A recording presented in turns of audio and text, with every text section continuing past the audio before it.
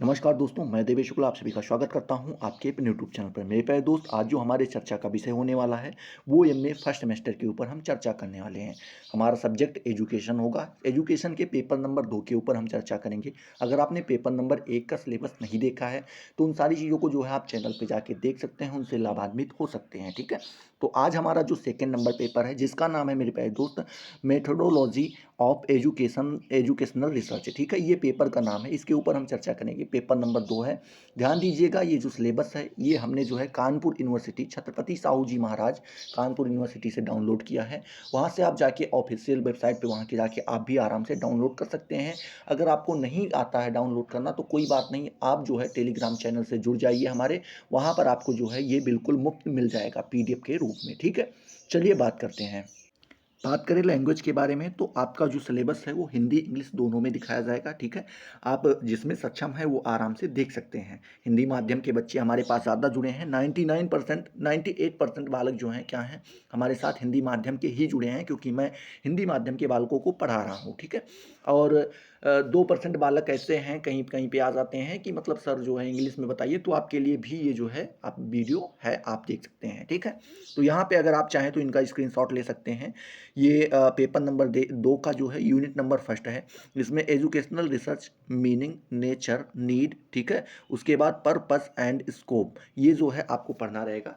ठीक है, किसके एजुकेशनल रिसर्च के अंतर्गत, मतलब एजुकेशनल की रिसर्च की मीनिंग क्या होगी, उसका नेचर क्या है, नीड्स क्या क्या है, पर्पस क्या है और इसके स्कोप कितने हैं, ये सारी चीज़ें जो हम क्या करेंगे इसके अंतर्गत पढ़ेंगे। ठीक है, अब यहाँ पे कह रहे हैं टाइप्स ऑफ एजुकेशनल रिसर्च। ठीक है, इसमें हमको पढ़ना रहेगा फंडामेंटल। ठीक है, क्या पहले तो आपको फंडामेंटल, दूसरा एप्लेट एंड एक्शन रिसर्च के बारे में यहाँ पे आपको पढ़ना रहेगा। फिर उसके बाद यहाँ पे मेरे प्यारे दोस्त क्वांटिटेटिव एंड क्वालिटेटिव रिसर्च के बारे में भी यहाँ पे आपको पढ़ना रहेगा। ठीक है, चलिए आगे बात करते हैं यूनिट नंबर सेकंड के बारे में। तो यूनिट नंबर सेकंड हिंदी वाले वेट कीजिएगा, हिंदी वालों को जो है अभी जैसे इंग्लिश वालों का समाप्त होता है हम हिंदी वालों को भी बताएंगे।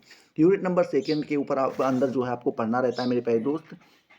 तो यूनिट नंबर सेकंड के अंतर्गत आपको जो है पढ़ना रहता है रिव्यू ऑफ रिलेटिव लिटरेचर के बारे में। ठीक है, उसकी नीड क्या है और उसके प्रोड्यूस क्या बोलते हैं प्रोसीडर क्या है, इसके बारे में आपको यहाँ पे पढ़ना रहेगा। ठीक है, उसके बाद आइडेंटिफिकेशन ऑफ प्रॉब्लम के बारे में यहाँ पे आपको पढ़ना रहेगा, उसके नेचर के बारे में जानना रहेगा, सोर्स के बारे में, और type and characteristics of good problems के बारे में भी आपको यहाँ पे जानना रहेगा, और वेरिएबल्स के बारे में भी आपको यहाँ पे जानना रहेगा। ठीक है, इंग्लिश उतनी अच्छी है नहीं तो प्रोनाउंसिएशन में कहीं कहीं पे आपको दिक्कत देखने को मिलेगी, तो कोई दिक्कत नहीं, एडजस्ट कर लीजिएगा। ठीक है, बात करते हैं इसके बाद यहाँ पे हाइपोथेसिस के बारे में देखते हैं। हाइपोथेसिस के नेचर के बारे में जानेंगे, उसके टाइप्स के बारे में जानेंगे, उस सोर्स के बारे में जानेंगे। ठीक है, उसके बाद उसके फंक्शंस के बारे में जानेंगे, पॉपुलेशंस के बारे में जानेंगे। ठीक है, पॉपुलेशन एंड सैंपल के बारे में जानेंगे, टाइप ऑफ सैम्पलिंग के बारे में जानेंगे, टाइप ऑफ सैम्पलिंग के अंदर उसकी जो है प्रोबेबिलिटी जानेंगे, और उसके बाद नॉन प्रोबेबिलिटी के बारे में भी यहाँ पे हम जानने का प्रयास करेंगे। ठीक है, चलिए बात करते हैं यूनिट नंबर थर्ड के बारे में। तो यहाँ पे टूल्स एंड टेक्निक के बारे में, टेक्निक्स के बारे में जानना रहता है।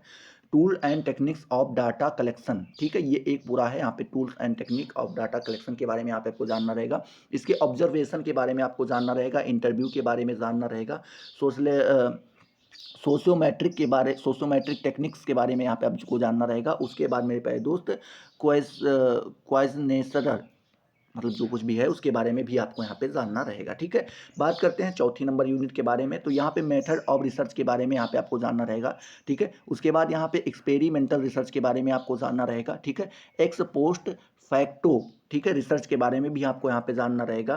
सर्वे रिसर्च के बारे में आपको जानना रहेगा, हिस्टोरिकल रिसर्च के बारे में, उसके बाद फिलोसफिकल रिसर्च के बारे में भी आपको यहाँ पे जानना रहेगा। ठीक है, बात करें आखिरी और पांचवी यूनिट के अंतर्गत, तो यहाँ पे आपको राइटिंग रिसर्च रिपोर्ट के अंदर जो है आपको पढ़ना रहेगा, जानकारी हासिल करनी रहेगी, उसके एम क्या होते हैं उसके बारे में आपको बताना रहेगा। ठीक है, उसके बाद मेरे प्यारे दोस्त प्रोसीडर के बारे में उसके आपको बताना रहेगा, एवल्यूएशन के बारे में बताना रहेगा, किसके रिसर्च रिपोर्ट के, प्रोड्यूसर एंड एवल्यूएशन के बारे में, दोनों के बारे में यहाँ पे आपको बताना रहेगा। ठीक है, अब चलिए बात करते हैं हिंदी माध्यम वालों के लिए। तो यहाँ पे जो आपका पेपर का नाम मेरे पे दोस्त बताया गया वो बताया गया है शैक्षिक अनुसंधान की पद्धति। क्या बताया गया मेरे पे दोस्त, शैक्षिक अनुसंधान की पद्धति, ये आपके पेपर का नाम यहाँ पे दिया गया है, देख पा रहे होंगे।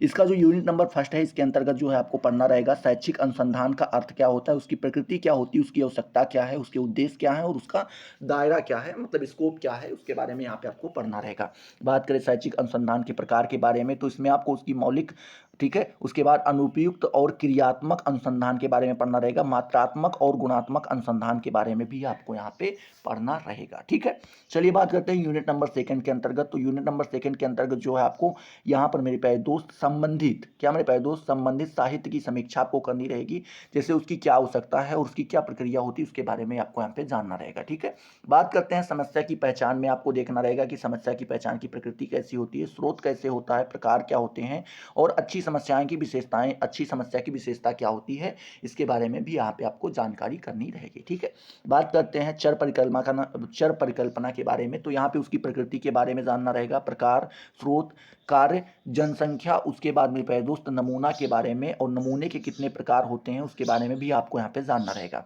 यहाँ पे नमूने के प्रकार के अंतर्गत आपको संभाव्यता के बारे में और गैर संभाव्यता के बारे में आपको यहाँ पे जानकारी प्राप्त करनी रहती है। ठीक है, चलिए आगे देखते हैं। बात करें यूनिट नंबर थर्ड के बारे में, तो यूनिट नंबर थर्ड यहाँ पे आपको दी गई है। यूनिट नंबर थर्ड के अंतर्गत जो है आपको पढ़ना रहता है डेटा संग्रह के उपकरण और तकनीकी के बारे में, ठीक है, उसके अवलोकन के बारे में, साक्षात्कार अर्थात इंटरव्यू के बारे में, ठीक है, उसके बाद सोशियो मैट्रिक तकनीकी के बारे में और प्रश्नावली के बारे में भी यहाँ पे आपको चर्चा करनी रहती है। ठीक है, इन सभी चीज़ों के ऊपर जो है हम बृहद रूप से चर्चा करेंगे, बाकायदा एक एक चीज़ के ऊपर आपकी क्लासें चलेंगी, आपको जानकारी दी जाएंगी। तो आपको क्या करना है, इसके लिए चैनल को सब्सक्राइब कर देना है, ठीक है, बेल आइकन को प्रेस कर देना है।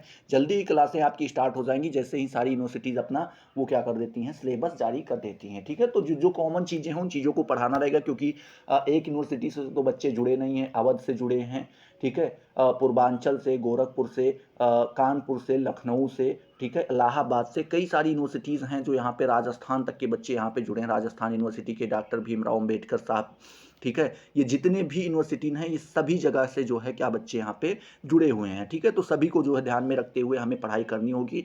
तो हम पहले कॉमन चीज़ों को कवर करने का प्रयास करेंगे। बात करते हैं इकाई नंबर 4 के अंतर्गत। तो इकाई नंबर 4 के अंतर्गत आपको जो है अनुसंधान के तरीके के बारे में पढ़ना रहेगा। ठीक है, प्रायोगिक अनुसंधान के बारे में, कार्योत्तर अनुसंधान के बारे में, सर्वेक्षण अनुसंधान के बारे में, ऐतिहासिक अनुसंधान और दार्शनिक अनुसंधान के बारे में यहाँ पे आपको चर्चा करनी रहेगी। ठीक है, ये सारी चीज़ें जो है आपको यहाँ पे पढ़ना रहेगा। बात करते हैं पांचवी और आखिरी इकाई के बारे में। तो इसमें जो है मेरे प्यारे दोस्त आपको जो है शोध रिपोर्ट के कैसे लिखा जाता है उसके बारे में यहाँ पे आपको लिखना रहेगा। ठीक है, शोध रिपोर्ट के बारे में यहाँ पे आपको जानकारी देनी रहेगी। अनुसंधान रिपोर्ट का उद्देश्य क्या होता है उसके बारे में आपको यहाँ पे बताना रहेगा। प्रक्रिया और मूल्यांकन कैसे होती है, इसकी प्रक्रिया क्या है और इसका मूल्यांकन कैसे किया जाता है, इसके बारे में भी आपको यहाँ पे चर्चा करनी रहेगी। ठीक है, तो आई होप ये आपके जो है 5 के 5 पेपर क्लियर हो गए होंगे। अगर क्लियर हुए हैं तो फटाफट वीडियो को लाइक करो, अपने दोस्तों के साथ शेयर करो। अभी तक अगर आपने चैनल को सब्सक्राइब नहीं किया तो सब्सक्राइब करके बेल वाले आइकन को जरूर प्रेस कर दो, जिससे आपको सारी नोटिफिकेशन मिलती रहें और आप उनसे लगातार लाभान्वित होते रहें। तो चलिए अगले वीडियो में मिलते हैं नए जोश नए टॉपिक के साथ। तब तक के लिए जय हिंद, जय भारत।